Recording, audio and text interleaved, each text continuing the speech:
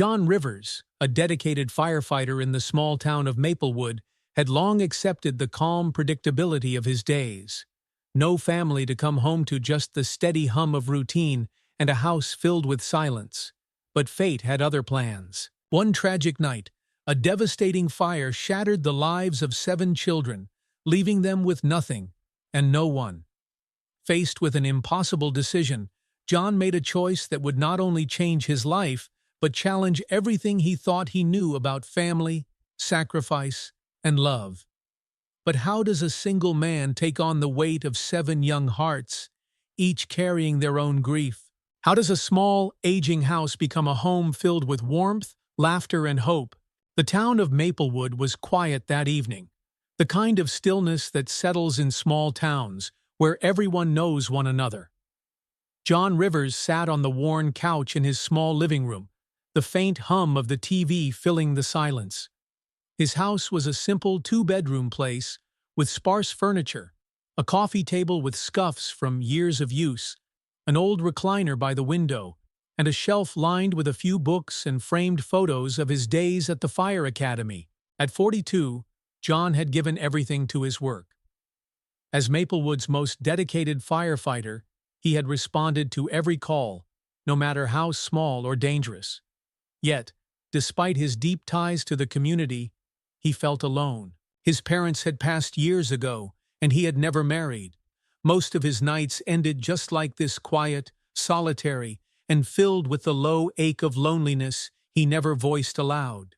That night, however, fate had something else in store. The fire alarm at the station roared to life, shattering the peace. John leapt to his feet, grabbed his gear, and raced to the fire station. Within minutes, he and his team were speeding toward the blazing apartment complex on the outskirts of town, sirens cutting through the night. When they arrived, flames engulfed the upper floors, stretching high into the sky.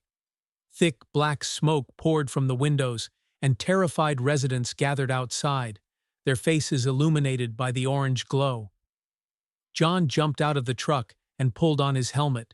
The heat was intense, the air thick with ash.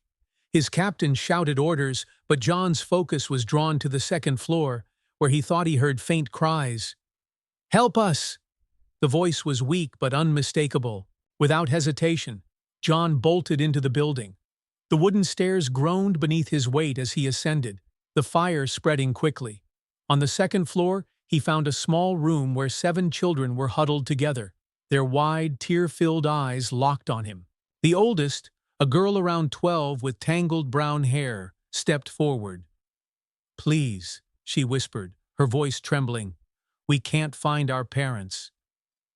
John's heart broke at the fear etched into their faces. He knelt, keeping his voice calm despite the roar of the fire. "I am going to get you out of here, all of you, but you have to stay close." He scooped the smallest child, a toddler with blonde curls, into his arms and motioned for the others to follow.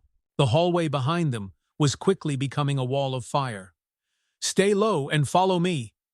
The children moved as fast as they could.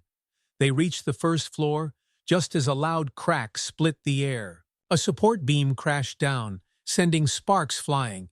The main exit was completely blocked by flaming debris. John scanned the room, heart racing, until he spotted a window at the far end of the hall. "This way!" He hurried over, broke the glass with his elbow, and started helping the children climb through. Each small hand clutched his as he lifted them to safety. His palm bled from the glass, but he barely felt it.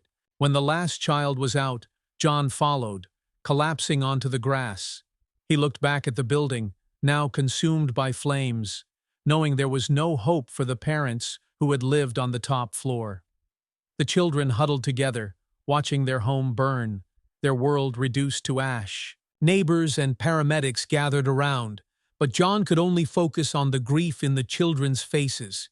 His closest friend and fellow firefighter, Sam Morris, approached and placed a hand on John's shoulder. "John?" "The parents didn't make it." John nodded, his throat tight. The 7 children, Emily, Luke, Ava, Grace, Mia, Ben, and Daisy, had lost everything in a single night.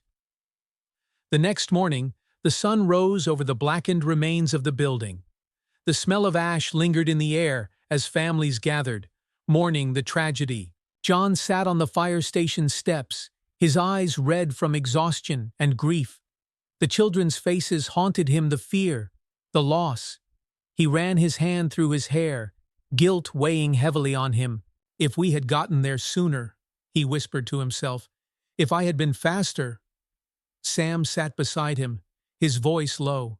John, you did everything you could. You saved their lives. But their lives will never be the same, John muttered. They lost their home, their family. His voice broke. They're being sent to the city orphanage, right? Sam nodded. Yeah, social services will be here by noon to take them. John closed his eyes and saw the terrified look on Daisy's face as she clung to Emily's hand. He imagined them being separated, placed in different homes with strangers. He couldn't bear it. Suddenly, he stood. His heart pounded with a new, fierce determination. No, he said. I won't let that happen. Sam frowned. What do you mean? I'm not letting them be split up, John said, his voice steady. I'll take them in. Sam stared at him. John, that's 7 kids. You live alone, and you're a firefighter. How could you possibly take care of them? John's gaze didn't waver. I don't know, but I can't abandon them. They've lost enough. Before Sam could respond, a black SUV from social services pulled up. A woman with a clipboard stepped out and approached John. Mr. Rivers, we're here for the children. John stood firm. They're not going anywhere. I want to be their guardian. The woman blinked in surprise. All 7? Yes, John replied. All 7. The social worker hesitated, seeing the resolve in his eyes. You understand this is a huge responsibility? I do. Then we'll start the paperwork, but it won't be easy. I don't expect it to be. As the SUV drove away empty, John turned to see the children watching from across the street. He walked over and knelt in front of them. You're coming home with me, he said gently. I know it's scary, but I promise you, you're not alone. Emily's eyes filled with tears. You mean, we'll stay together? John smiled. Yes, always. For the first time since the fire, the children's faces softened with hope. And as they followed John toward his small house on the edge of town, their story, the story of a family born from tragedy, began. John's truck rumbled down the quiet road toward his small house at the edge of Maplewood. The 7 children sat close together in the back seat, their faces pale and exhausted. Emily, the oldest, held Daisy in her lap, gently rocking her as the toddler's thumb stayed tucked in her mouth. Luke sat by the window, his forehead pressed against the glass as the trees passed by in a blur. The silence was heavy, thick with uncertainty. John stole a glance at them in the rearview mirror, his heart tight. How could a man like him, a firefighter who had spent his life alone, become a father to 7 children overnight? The weight of the responsibility pressed against his chest, but when he remembered their tear-streaked faces and trembling hands, the answer was clear. When they reached his house, John stepped out and opened the passenger door. The children hesitated, glancing at each other, unsure if they were welcome. Emily, clutching Daisy, was the first to speak. Is this really our home now? Her voice was small, careful, as though the answer might break her. John knelt down to her level, his voice steady but kind. Yes, it's your home now. I know it doesn't look like much, but we'll make it ours together. Emily nodded slowly, taking a tentative step forward. Luke followed. Then Ava, Grace, Mia, Ben, and Daisy. They climbed the porch steps, their footsteps soft and hesitant, and John pushed open the door. The house felt even smaller, with so many of them inside. The living room was cramped, the 2 couches slightly faded and worn.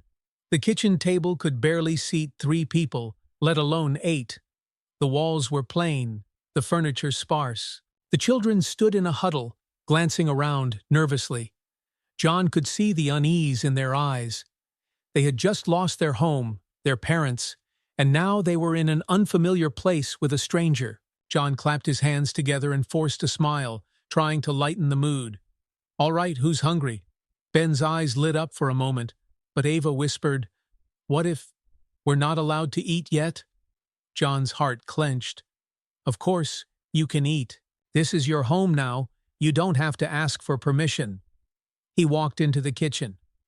"Let me see what I can make." He rummaged through the cabinets and fridge, pulling out eggs, bread, and some milk. Simple scrambled eggs and toast seemed like a good start. Something comforting. But as soon as he cracked the first egg, disaster struck. The shell slipped from his hands and shattered on the floor. The frying pan was too hot, and the toast burned within seconds, filling the kitchen with smoke. John grabbed the pan and waved a towel at the smoke detector, coughing as he muttered, "Darn it." The children stood in the doorway, watching with wide eyes. Grace covered her mouth to stifle a nervous giggle. Emily stepped forward hesitantly. I can help. My mom used to let me cook breakfast." John stepped aside, wiping sweat from his forehead. "All right, Emily. You're in charge." Emily's small hands trembled at first, but she steadied herself. She cracked the eggs neatly, stirred them slowly, and flipped the bread with practiced care. The smell of fresh eggs and toast began to replace the burnt scent, and the tension in the room eased. When they finally sat down at the table, crowded together with makeshift chairs, pulled from every corner, the mood shifted.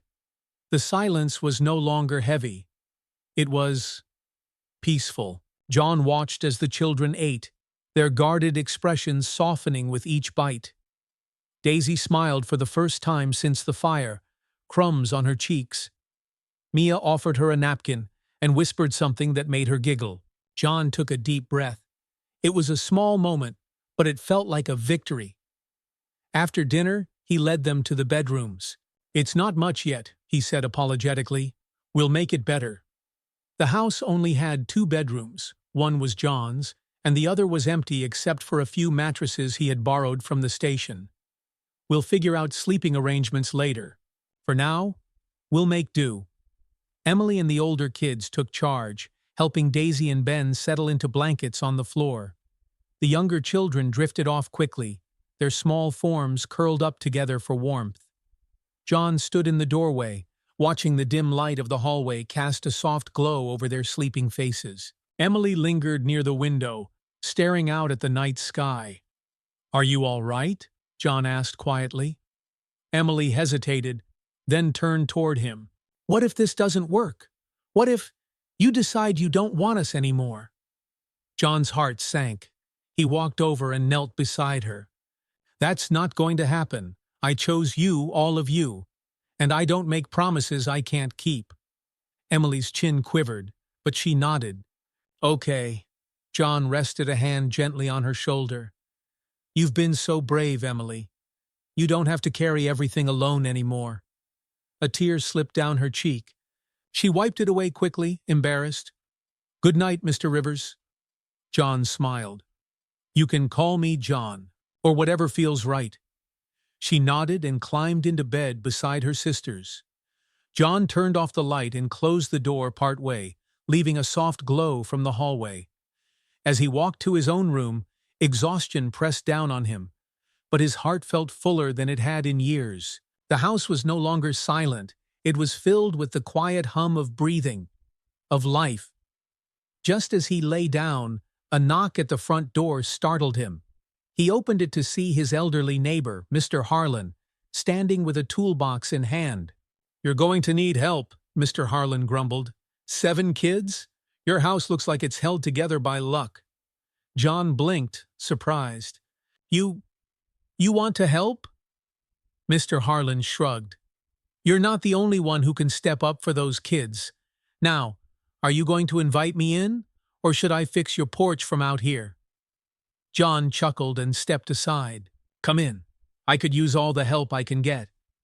In that moment, John realized something he hadn't before. Kindness, even from unexpected places, had the power to change everything. The morning sun streamed through the thin curtains of John's small house, lighting up the dusty floors and highlighting every scuff on the walls. The air was still, but not for long. The first sounds of stirring began from the children's room, a soft yawn from Mia, the rustling of blankets as Grace stretched, and the unmistakable patter of small feet as Daisy padded into the hallway, clutching her stuffed bunny. John was already in the kitchen, determined to make breakfast before the chaos of the day began. The memory of the previous night's cooking disaster lingered, but he was ready to try again. He cracked the eggs carefully this time, set the stove to low heat, and kept his eye on the toast. "Morning," a quiet voice said behind him. John turned to see Emily standing there, her hair still messy from sleep, but her eyes alert. "Morning," he replied. "Did you sleep okay?" Emily shrugged. "Better than I thought I would." She glanced at the pan. "Need help again?" John smiled. "Not this time, but thanks." Emily watched him for a moment before nodding and heading back to check on the others. Within 20 minutes, the house was alive with noise. Luke was brushing his teeth at the kitchen sink because the bathroom line was too long. Mia was untangling Daisy's hair while the younger girl squirmed. Ben, still groggy, tried to find his other sock and muttered under his breath. By the time John called out, "Breakfast's ready," the children crowded around the small kitchen table. It was cramped, with elbows bumping and chairs scraping, but it felt like progress. "You didn't burn anything this time," Grace said with a small grin. "Not yet anyway," John joked, and a few of the kids laughed. For a brief moment, the house felt almost normal. But as they finished eating, the reality of the day settled in. Today was the children's first day of school in Maplewood. The walk to school was quiet. John led the way, his long strides slower than usual so the younger ones could keep up. The school building loomed ahead, with its wide brick facade and tall windows gleaming in the morning light. Emily glanced nervously at Luke, who tightened his jaw but nodded back at her. Ava hugged her notebook to her chest, eyes downcast. The other children were quiet as they stared at the unfamiliar building. John knelt in front of them near the school gate. "Listen," he said gently. "I know it's scary, starting over in a new place. But you're not alone. You've got each other. And if anyone gives you a hard time, you let me know, okay?" The children nodded, though their expressions were still unsure. "One step at a time," John said, smiling. "You're stronger than you think." Emily took Daisy's hand and led her toward the entrance, the other children following closely. John stood there for a long moment, watching them disappear through the doors before heading back home. The school day, however, was harder than any of them expected. Emily found herself in a classroom where every head turned to stare at her when the teacher introduced her. She felt the weight of their curiosity, the whispers from the back row. Luke had trouble concentrating in math class. His mind drifted back to the fire, to the sound of the ceiling collapsing and the smell of smoke. The teacher's voice became background noise as his hands clenched under the desk. Ava's day was the worst. During lunch, as she sat with her tray of food, a boy from another table approached. He was tall, with a sneer on his face. "Hey," he said, loud enough for others to hear, "aren't you one of those fire orphans?" Ava's heart dropped. "My mom said all 7 of you lost your parents," the boy continued. "Bet nobody even wanted you." The cafeteria erupted in quiet laughter. Ava stared down at her tray, blinking back tears. She didn't know what to say. She felt small, helpless. Just then, Emily appeared, her face calm, but her eyes hard. She stepped between Ava and the boy, folding her arms. "Leave her alone." The boy snorted. "What are you gonna do?" "Tell the principal," Emily said without flinching, "and believe me, they'll listen." The boy hesitated, but when he saw that everyone was watching, he muttered something under his breath and walked away. Ava finally looked up, her eyes glistening. Emily sat beside her and squeezed her hand. "You're not alone, Ava. Never forget that." By the time school ended, The children were relieved to see John waiting outside the gate. The moment they saw him, they ran toward him, Daisy first, then Ben, then the rest. John knelt as Daisy flung her arms around him. "How was your first day?" he asked gently, though he could already see the answer in their faces. "It was okay," Emily said, though her voice faltered. Ava stayed quiet, but John noticed the redness around her eyes. He didn't press. He knew they would talk when they were ready. Instead, he smiled and said, "Well, let's go home." That night, after dinner, John found Ava sitting alone by the living room window, staring out at the darkening sky. He sat beside her, resting his elbows on his knees. "You don't have to tell me what happened," he said softly, "but I want you to know that you're safe here." Ava's chin trembled as she spoke. They said nobody wanted us." John felt his chest tighten. He turned to face her fully. "Ava, look at me." She hesitated before meeting his eyes. "They're wrong," he said firmly. "I chose you, every single one of you, and I'll keep choosing you every day." Tears slipped down Ava's cheeks, but this time she didn't try to hide them. John put an arm around her, and she leaned into him, her small frame shaking. "You're not alone," he whispered. Ava let out a soft breath, and for the first time that day, the knot in her chest began to loosen. In the quiet of the night, after all the children had gone to bed, John sat on the couch and closed his eyes. The house wasn't perfect. It was small, crowded, and filled with challenges, but it was theirs. And no matter how many difficult days lay ahead, he knew one thing for certain: they were a family. In the darkness, the sound of Mr. Harlan's voice floated through John's mind, rough but kind. "You're gonna need help." John nodded to himself. He would face whatever came next, not just for the children, but with them. The morning was calm. The air crisp as sunlight streamed through the windows of John's house. The children were still asleep, their soft breathing filling the quiet rooms. John stood at the kitchen counter, nursing a cup of coffee. The events of the past few days weighed heavily on him: the fire, the move, the tears, and the fears. The house felt too small for 7 children, and though he had managed so far, the cracks were beginning to show. He glanced at the broken screen door that let in a cold draft at night, the cramped dining area that barely fit them all, and the leaky kitchen faucet that had started dripping again. The truth was painfully clear: this house wasn't enough for them. A soft knock at the door pulled him from his thoughts. He frowned and set down his mug, wondering who could be visiting so early. When he opened the door, he found Mr. Harlan standing on the porch, holding his old wooden toolbox. The retired carpenter was wearing his usual plaid shirt, worn at the elbows, and his expression was as gruff as ever. "Morning, Rivers," Harlan said, stepping past John without waiting for an invitation. John blinked in surprise. Morning, Mr. Harlan. What's going on?" Harlan set his toolbox down on the kitchen table with a loud thud and looked around the room, squinting at the peeling paint and the scuffed floor. "This place is falling apart," he muttered.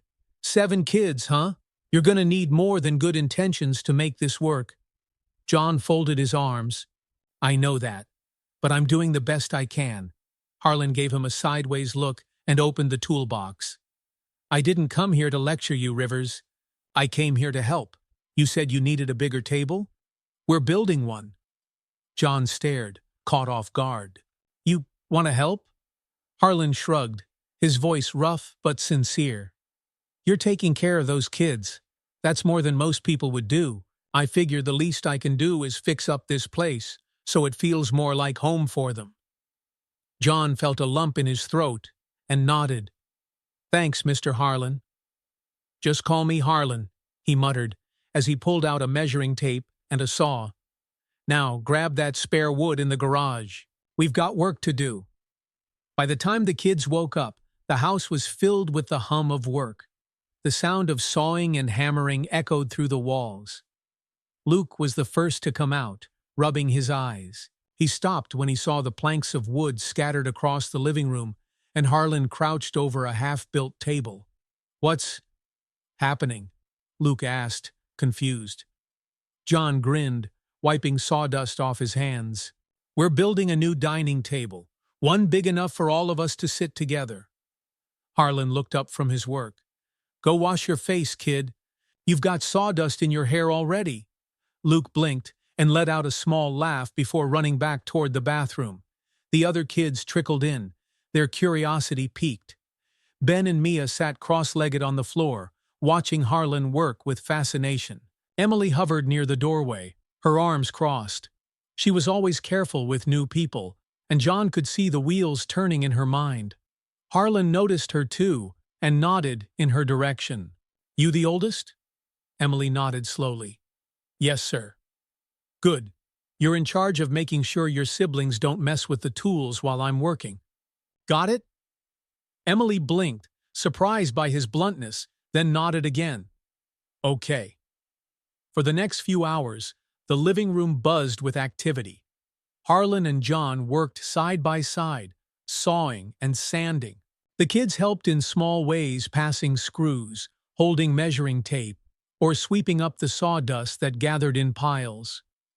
Grace carefully brushed sawdust from the windowsill and asked shyly, "Why are you helping us, Mr. Harlan?" Harlan paused, wiping his brow. His eyes softened for a moment, and he glanced toward the window.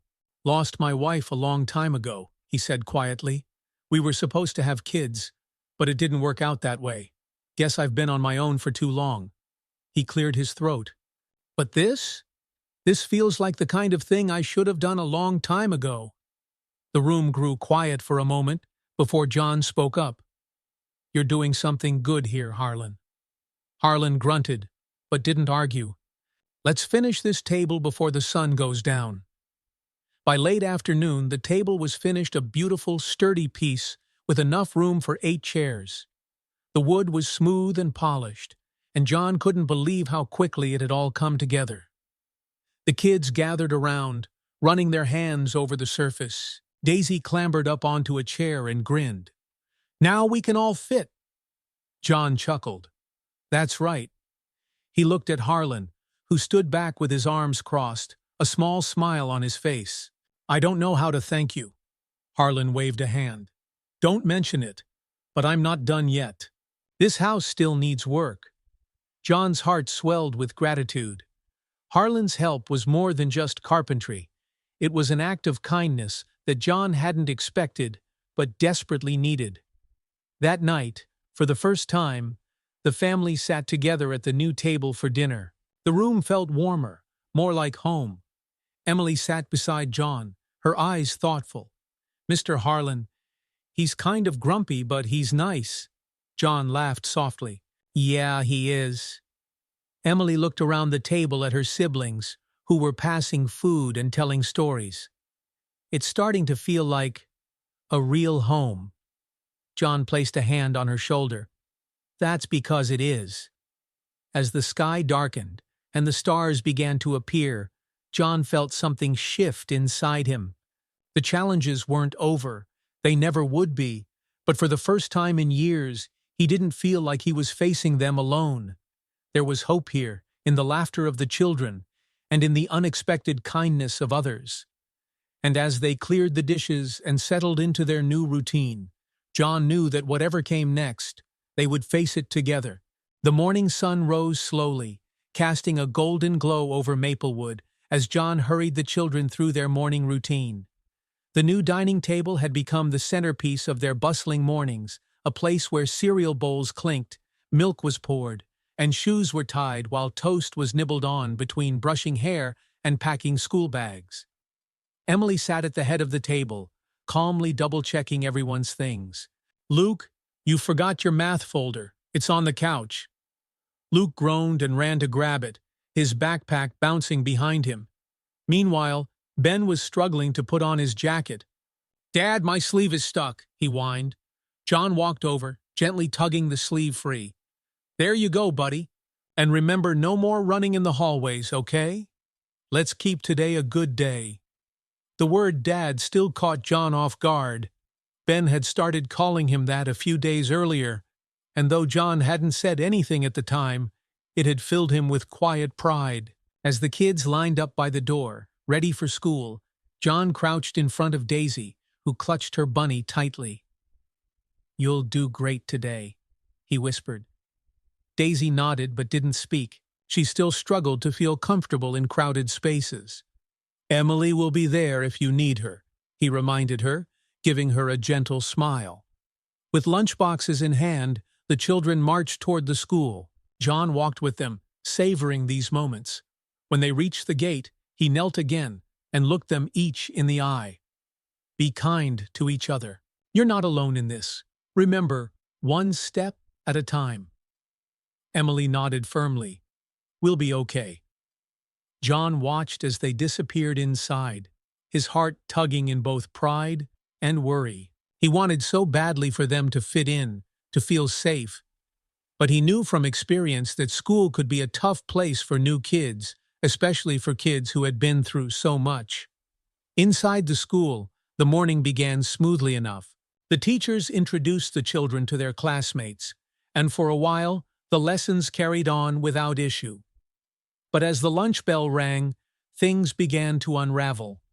In the cafeteria, Emily led the younger ones to a table in the corner. She carefully unpacked Daisy's lunch and whispered, "Eat your sandwich first, okay?" Daisy nodded and took a small bite. Across the room, Ava sat quietly at the edge of another table. She wasn't used to speaking up in new groups, and the room's noise made her nervous. Just as she opened her water bottle, she heard a voice behind her. "Hey, it's one of the fire kids," a boy sneered. Ava froze, gripping her sandwich tightly. Another boy laughed. "I heard they live with some guy who took all of them in. Bet he felt sorry for them." The words hit Ava like a slap. Her cheeks flushed as the boys continued to whisper and laugh. Tears pricked her eyes, but she kept her head down, hoping they would go away. Suddenly, a familiar voice rang out, "Leave her alone!" Emily stood at the end of the table, her hands clenched into fists. She wasn't tall, but the fire in her eyes made her seem larger than life. The boys paused, startled by her intensity. "Why do you care?" one of them muttered. "Because she's my sister," Emily said, stepping closer. Her voice didn't waver, "and if you ever talk about us again, you'll regret it."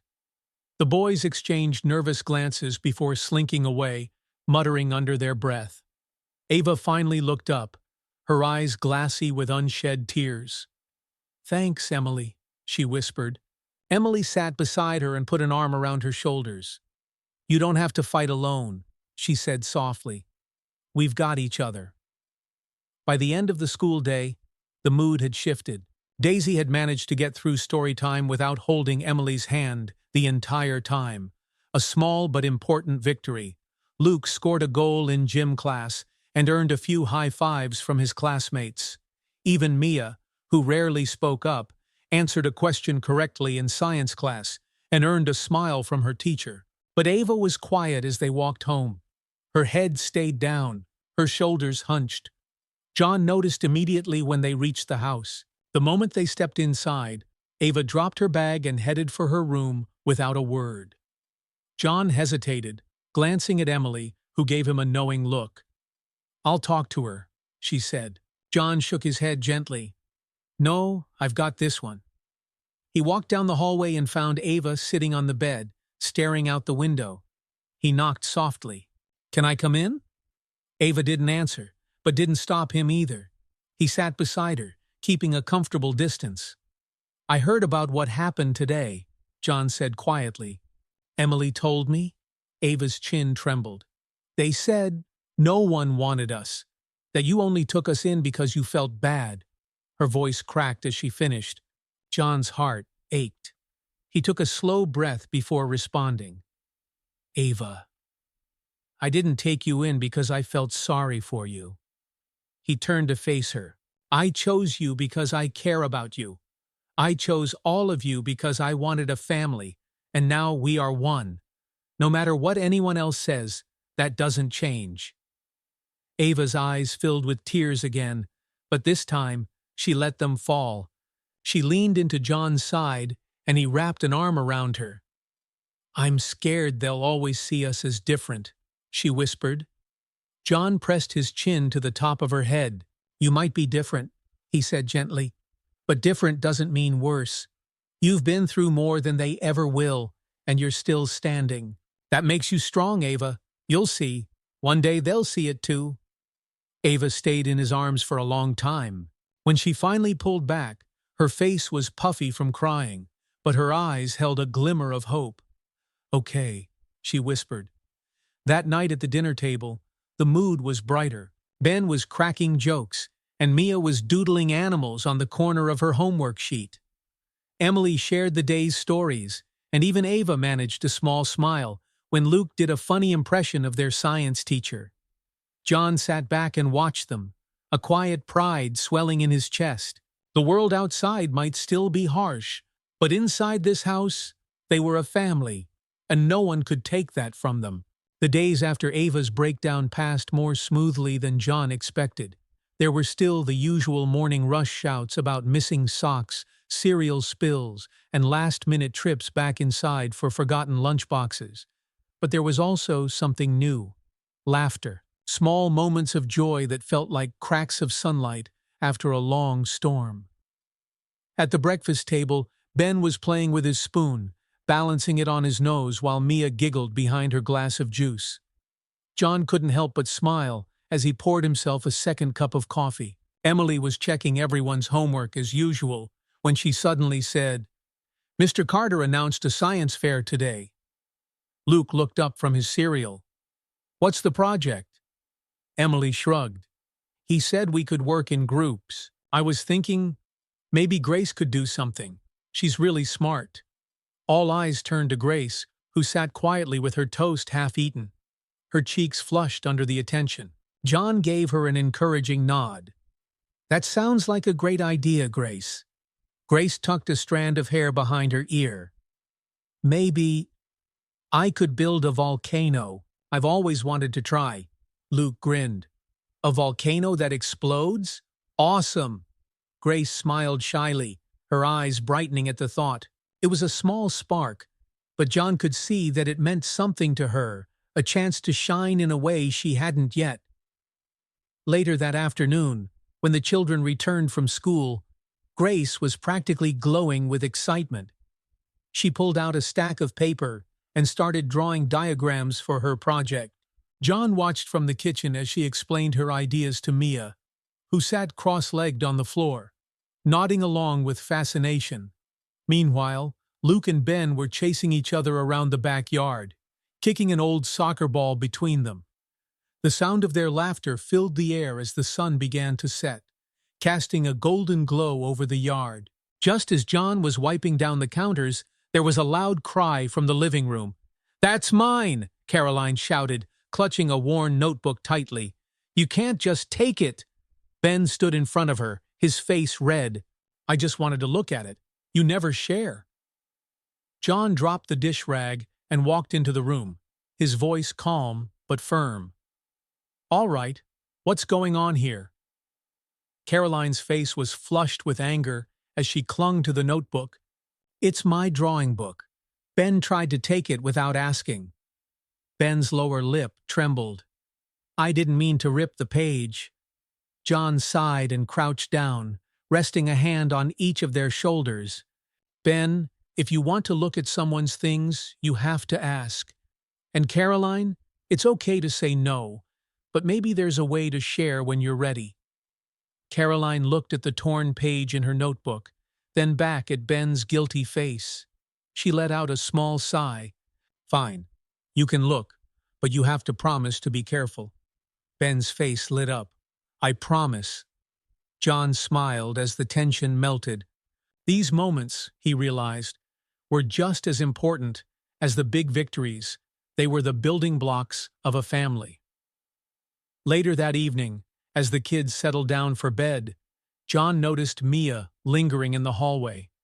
She stood near the door, biting her lip. "Hey, Mia," John said, kneeling to her level. "Everything okay?" Mia hesitated, then nodded. "Can I show you something?" "Of course." Mia led him to the dining room and pulled a crumpled piece of paper from her backpack. It was a drawing, a colorful scene of their house, with all of them standing outside. There was John in the center, holding Daisy's hand, while the rest of the kids surrounded him, smiling. Above the house, Mia had written in bold letters, "Our home." John's throat tightened. He stared at the drawing, tracing the lines with his fingers. "This is beautiful, Mia." Mia's face lit up with a small but proud smile. "I wanted to give it to you, because you made this home for us." John felt his chest swell with emotion. He pulled Mia into a gentle hug. "Thank you. This means more to me than you know." The next day, the science fair was all the kids could talk about. John took the day off from the station so he could be there. Grace set up her project carefully, her miniature volcano standing tall with colorful paper trees surrounding it. She had poured all her energy into perfecting every detail. As the judges walked by, one of them, an older woman with kind eyes, paused and smiled at Grace. "This is impressive work. Did you make this all by yourself?" Grace nodded shyly. "Yes, ma'am. My sister Mia helped me paint the trees." Mia, standing proudly by her side, waved. The judge crouched down and admired the structure. "You did a wonderful job. What inspired you?" Grace hesitated, glancing at John, who stood a few feet away, giving her an encouraging smile. She took a deep breath. "I wanted to prove that just because something looks small and quiet doesn't mean it can't be powerful." The judge's eyes softened. "That's a wonderful message." When the results were announced and Grace won second place, the whole family erupted in cheers. Luke hoisted her onto his shoulders, while the others clapped. Grace's smile was wide and genuine, the kind of smile that made John's heart soar. That evening, as they sat around the new dining table for dinner, the house buzzed with laughter and stories about the fair. John watched them, soaking in the noise and energy. When the plates were cleared and the kids began drifting to their rooms, Emily stayed behind. She sat across from John, her eyes serious but soft. "You know," she said quietly, "we're all doing better because of you." John smiled but shook his head. "No, Emily, you're doing better because of each other." Emily rested her chin on her hands. "Maybe, but you showed us what family means." John felt his chest tighten again, the kind of ache that wasn't painful, just full. "You've taught me just as much, Emily." Emily's lips curled into a smile, and for a moment she looked like the little girl she must have been before the fire took everything away. The night grew quiet as the stars appeared outside the window. In their little house at the edge of town, things weren't perfect. There were still challenges, still moments of doubt and frustration. But there was also love, and that made all the difference. The sun rose over Maplewood, spilling soft light over the quiet streets. In John's house, the morning routine was in full swing, laughter and chatter mixed with the clatter of plates and the hum of the coffee maker. Luke and Ben were racing to see who could finish their cereal first, while Grace and Mia packed their school supplies at the table. John leaned against the counter, taking a long sip of his coffee, but the warm liquid did little to wake him.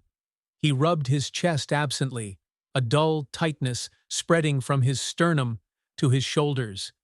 He had been feeling this way for weeks now, tired, winded, and weighed down by something he couldn't quite describe. Emily was the first to notice something was wrong.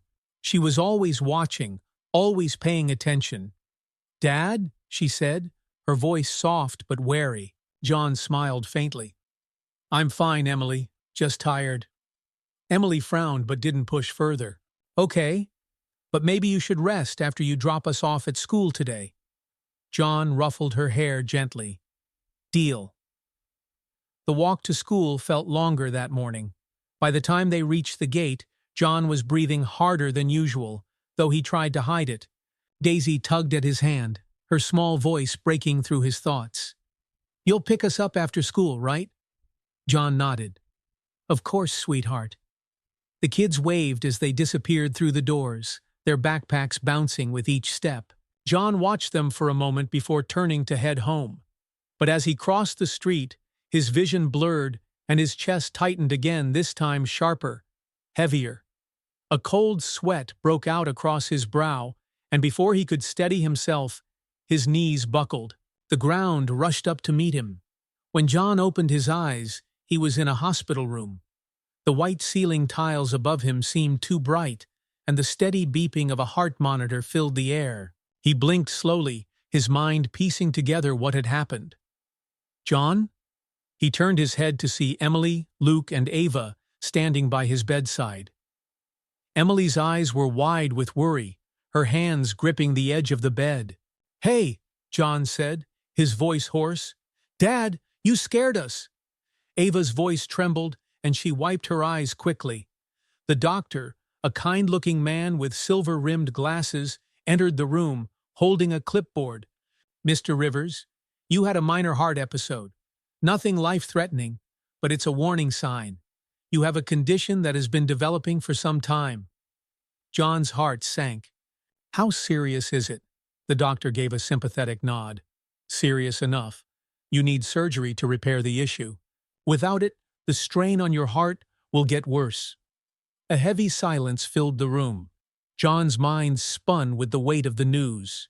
He wasn't afraid of the surgery itself. He was afraid of what it meant for the kids. What if something happened to him? Who would care for them? Emily's voice was small but steady. "What happens now?" The doctor's expression softened. "With surgery and recovery, you can live a long, healthy life. But you'll need rest and support during the recovery process." John closed his eyes for a moment, then opened them with a steady breath. "Okay," he said quietly. "Let's do it." When the kids came home from school later that day, the house felt different, quieter, heavier. John sat them down around the dining table, their curious eyes watching him. "I need to tell you all something important," he began, keeping his voice calm. "I'm going to need heart surgery." The room fell silent. Daisy's eyes grew wide, and she clutched her bunny to her chest. Luke's fists clenched at his sides. "Surgery?" Ben whispered.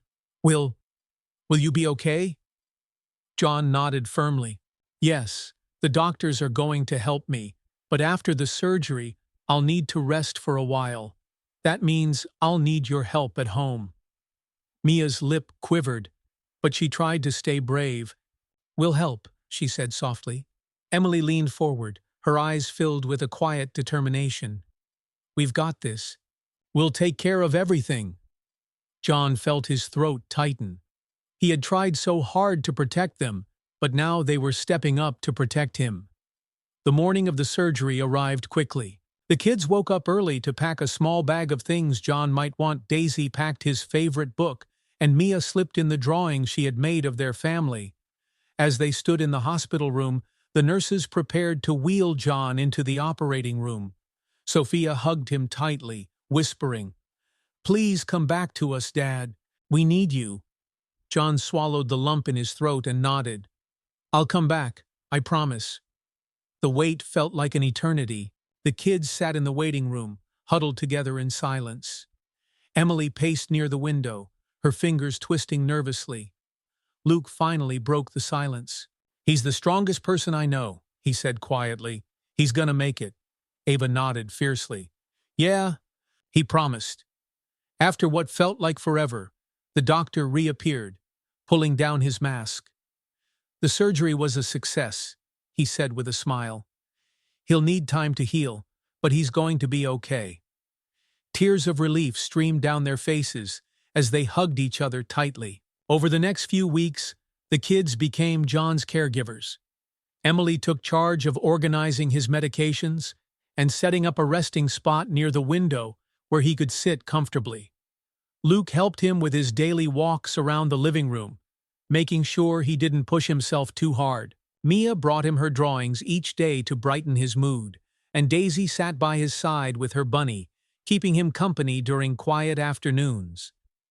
One evening, as the sunset painted the sky orange, John sat with them around the dining table once more. His heart still felt fragile, but it was full of love and gratitude. "You kids are amazing," he said, his voice steady despite the emotion behind it. "I don't know what I'd do without you." Emily smiled through her tears. "We're a family, Dad. We take care of each other." John's heart swelled. They had faced fear and uncertainty, but they had come through stronger together.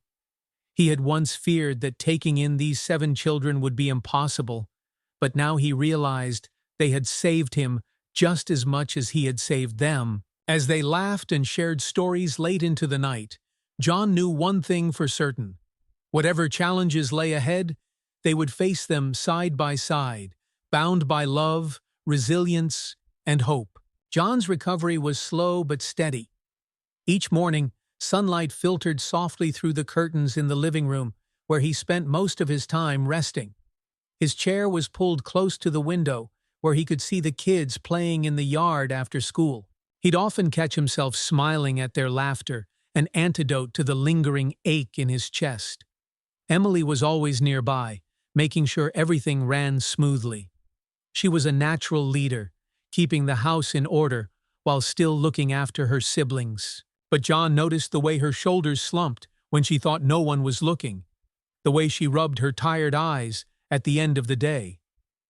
One morning, as the house stirred awake, John called out to her, "Emily, can you come here for a second?" She appeared a moment later, clutching a laundry basket full of clothes. "What is it, Dad?" John patted the chair next to him. "Sit with me for a minute." Emily hesitated, then set the basket down and sat beside him. She fiddled with the hem of her shirt, her brow furrowed with worry. "You've been taking on too much," John said gently. Emily opened her mouth to protest, but John held up a hand. "I know you want to help, and you've been amazing. But you're still a kid, Emily. You deserve to rest, too." Her lips trembled, and she looked down. I'm scared, Dad." John reached for her hand and held it tightly. "I know, but you don't have to carry this alone. We're all in this together. You've done more than enough. It's okay to lean on us sometimes." Emily nodded, her eyes glistening. "I just want us to be okay." John smiled. "We will be." That same afternoon, Mr. Harlan came by with his usual gruff expression, but John noticed he was holding a bag of groceries. "Figured you needed a few things," Harlan muttered as he set the bag down on the counter. John chuckled. "You're turning into a regular delivery service, Harlan." Harlan grunted but didn't deny it. He looked at John, then glanced toward the yard where the kids were playing tag. "You know," he said after a long pause, "I've been alone a long time. Thought I preferred it that way. But seeing you and those kids makes a man rethink things." John's gaze softened. "You've been more help than I could have asked for, Harlan." The older man gave a small nod. "Well, it's good to have someone to look after again." For the first time, John saw the deeper sadness behind Harlan's eyes, losses unspoken, a life shaped by loneliness. It was a reminder that kindness wasn't just about helping, it was a way of healing too.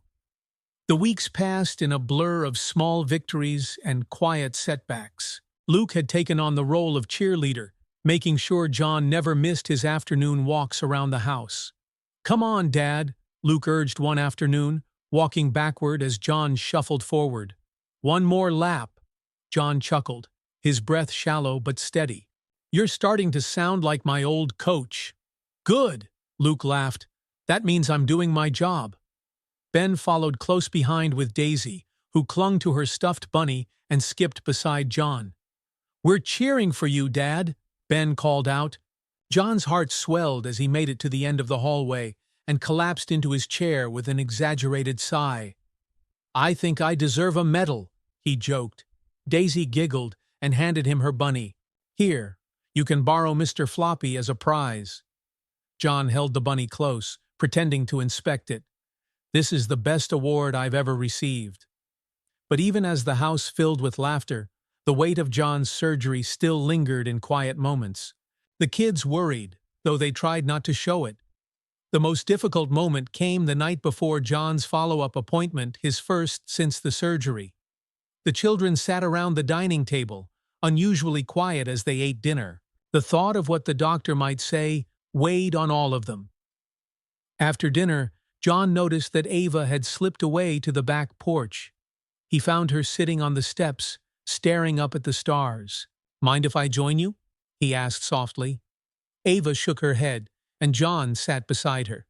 They sat in silence for a moment, the cool night air wrapping around them. "Do you think the doctor will say you're all better?" Ava asked, her voice barely above a whisper. John thought carefully before answering. "I hope so," he said. "But even if he says I still need time, that's okay. Healing doesn't happen all at once." Ava looked down at her hands. "I don't want to lose you," she whispered. "We've already lost too much." John felt his heart ache, but he placed a hand over hers. "You won't lose me, Ava. I'm right here, and I'm not going anywhere." Tears slipped down Ava's cheeks, but this time she didn't hide them. John wrapped an arm around her, holding her close as they watched the stars together. The next morning felt like the longest day yet. The kids had packed snacks and water bottles for the trip to the doctor's office, determined to stay close by. The waiting room was filled with the soft hum of conversations and the distant shuffle of papers. The children sat in a line, their feet swinging nervously above the floor. When the doctor finally appeared, he smiled warmly at John. "Your recovery is going better than expected," he said. "Your heart is healing well." A collective sigh of relief rippled through the room. Emily covered her mouth, her eyes filling with tears. Luke fist-pumped the air, and Ben whispered, "Yes." John smiled, though he felt the weight of emotion pressing against his chest. "Thank you, Doctor." When they returned home that evening, the air felt lighter. The kids raced inside, calling dibs on the best spots for the family movie night. As the credits rolled on their favorite film, John leaned back, surrounded by his children's laughter and warmth. He knew life would still have its ups and downs, but they had faced one of their hardest challenges and come through stronger together. The journey wasn't over, but in that moment, he felt something new. Peace. They had built something unbreakable, a family rooted in resilience, kindness, and love. The first morning after John's doctor cleared him for more activity, the house was buzzing with excitement. The kids had planned a small celebration complete with pancakes, homemade cards, and decorations that Mia had drawn in bright colors. "Dad, sit down," Ben called, dragging a chair toward the table. "You're the guest of honor today," John chuckled, shaking his head. "I'm not sure you can be a guest in your own house, Ben." Emily set a plate of pancakes in front of him, topped with syrup and fresh berries. "Well, today you are." She shot him a playful smile. Daisy skipped over and placed a folded piece of paper in his hand. "It's a card," she whispered proudly. "I made it all by myself." John opened the card, smiling at the crayon-drawn family, a big stick figure of him surrounded by 7 smaller ones, all holding hands. At the bottom, Daisy had written in wobbly letters, "You are our hero." John's throat tightened, and he looked up at his children, who were gathered around him, smiling with pride. "Thank you," he said softly. This means the world to me." As the weeks passed, the house settled into a new kind of normal. John's strength slowly returned, and with it, his determination to keep building a life filled with stability and love. The first thing on his list was fixing up the house. The roof still leaked when it rained. The porch steps wobbled underfoot, and the walls could use a fresh coat of paint. One Saturday morning, John stood in the yard with a list of supplies in hand when Mr. Harlan's familiar voice called out from across the fence. "Planning to rebuild the whole place, Rivers?" Harlan asked, walking over with his usual gruff expression. John smiled. "Something like that?" Harlan looked at the chipped siding and cracked windows before nodding. Well, you're not doing it alone. John raised an eyebrow. Harlan, you've already helped more than enough. Harlan crossed his arms. I didn't ask for your permission. Then, with a rare smile, he added, Besides, I've got extra paint sitting in my shed. Might as well put it to good use. John laughed, shaking his head. All right, you win. By mid-morning, the whole family had joined the project. Luke carried buckets of paint, while Mia and Grace taped the edges of the windows. Ben, determined to help, swept the porch with dramatic flair, scattering more dust than he cleaned. Emily stood on a small ladder, carefully brushing a fresh coat of blue onto the front door. I think it's starting to look like home, she said with a soft smile. It's always been home, John replied. We're just making it stronger. As the hours passed, neighbors stopped by to lend a hand.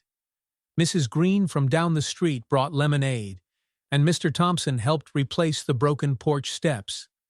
The sounds of hammers and laughter filled the yard, turning the house into a beacon of warmth and community. By sunset, the house had been transformed. The once weathered siding gleamed with fresh white paint, and the new blue door stood out proudly. The porch, now sturdy and smooth, was the perfect place to sit and watch the stars. The kids gathered around John, their faces glowing with pride. Daisy tugged at his sleeve. Can we sit outside for a while? John smiled and nodded. Of course. As they sat together on the porch steps, the sky darkened into a deep indigo, and the first stars began to twinkle. The air was cool, carrying the scent of fresh paint and cut grass. Luke stretched his legs out and looked up at the sky. Remember when we used to sit in front of the window at the old apartment and count the stars? Emily nodded. Yeah. Mom used to say that the brightest stars were reminders of the people we love. There was a soft silence as they all stared upward, memories swirling between them.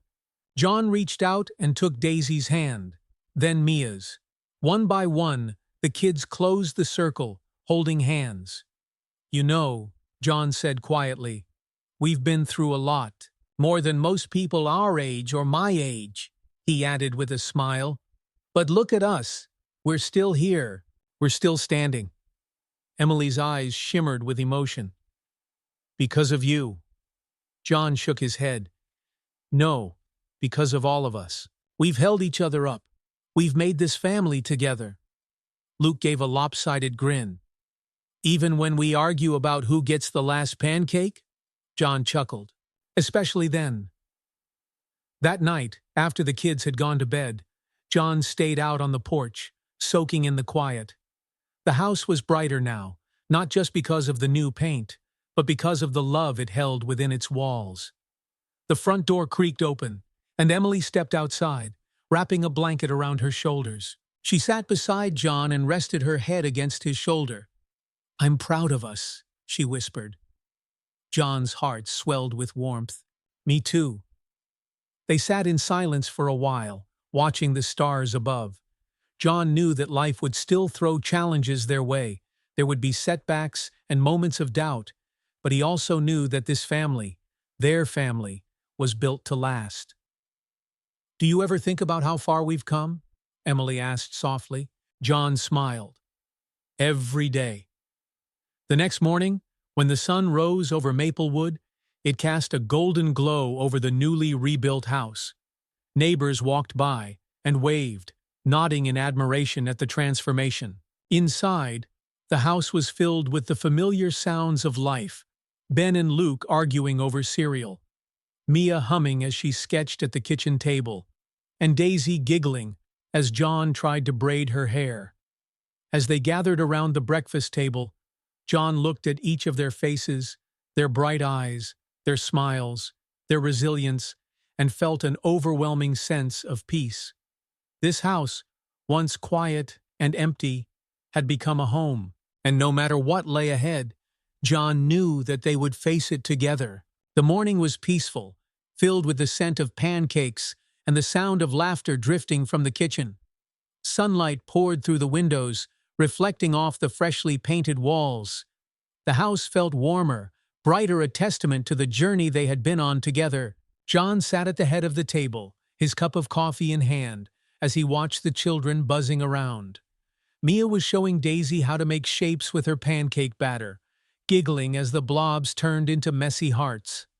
Ben and Luke were engaged in a fierce competition to see who could stack the tallest pile of pancakes without it falling. "You're going down," Luke said, narrowing his eyes at Ben's wobbly tower. Ben grinned. "Not a chance," John chuckled. "Do I need to remind you that you're supposed to eat the pancakes, not build skyscrapers out of them?" Emily sat beside John, flipping through her school binder. She had always been the responsible one, but today there was a lightness to her, as if the weight she'd been carrying for so long had lifted. She caught John's eye and smiled. "We've come a long way, huh?" John nodded. "More than I ever thought possible." The day felt like a celebration of everything they had built. In the afternoon, the kids convinced John to take a walk with them through the nearby park. The air was cool, the scent of wildflowers drifting on the breeze. Daisy skipped ahead, her bunny clutched in one hand. "Can we go see the pond?" she asked, spinning in a circle. "Lead the way, kiddo," John said, smiling as she pulled them along the path. When they reached the water's edge, the kids scattered. Luke and Ben tried skipping stones. Mia sat on a large rock with her sketchbook, and Grace plopped down on the grass, her eyes closed as she listened to the rustling leaves. Emily stood beside John, watching their siblings with a fond expression. "Do you ever think about how different everything could have been?" she asked. John's gaze softened as he watched them. "All the time," he said honestly. "But you know what? I wouldn't change any of it." Emily glanced at him, surprised. "Even the hard parts?" "Especially the hard parts," John replied. "They're what made us who we are." Emily nodded slowly, as if letting the words sink in. "It's weird," she said after a moment. "There were times when I didn't think we'd ever feel normal again. But now, this feels like home." John wrapped an arm around her shoulders. "That's because it is." Later that evening, they gathered on the porch, watching the sunset paint the sky with streaks of orange and gold. Mr. Harlan walked over from next door, carrying a small basket of freshly picked apples. "I figured you could use some extra snacks," he said gruffly as he set the basket down.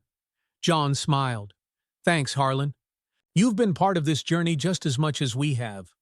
Harlan waved a hand dismissively. "Someone had to keep an eye on you. You're not exactly the type to take it easy." Luke laughed. "He's got a point."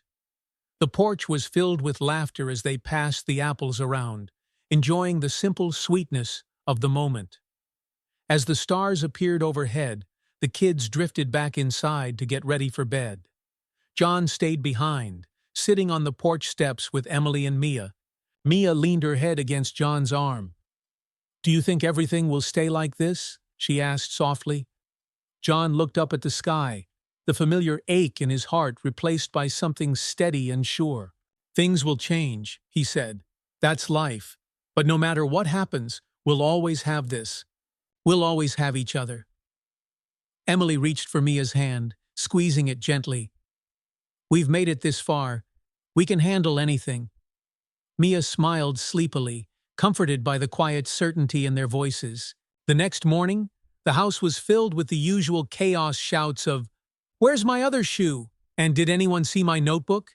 echoed through the halls. But instead of feeling overwhelmed, John felt grateful. As they all sat down for breakfast, Luke cleared his throat. "So, I've been thinking," he began, his expression unusually serious. The others paused, curious. Luke glanced at John. "I want to be a firefighter someday.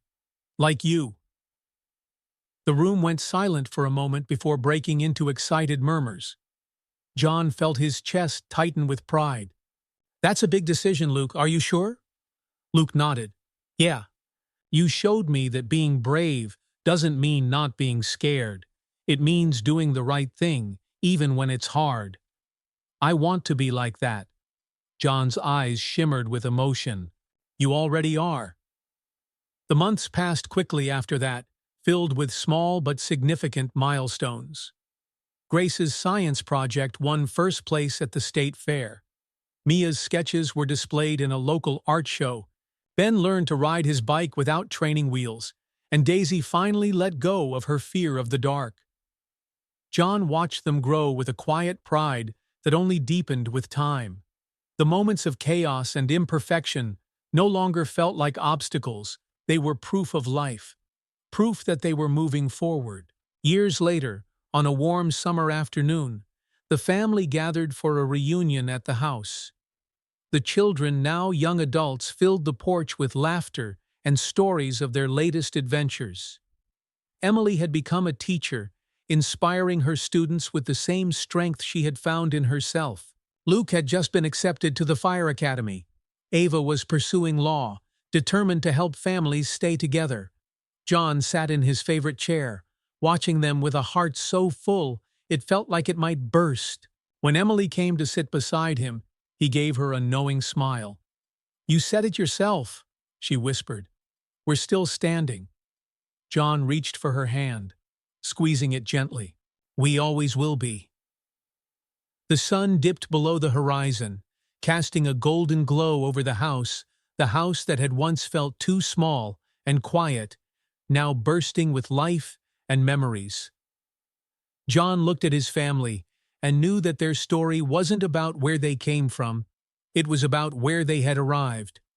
They had built a home, not just with wood and nails, but with love, patience, and resilience. As the stars began to dot the sky, John closed his eyes and let the sounds of their laughter wrap around him. The world had tried to break them, but they had come out stronger, together.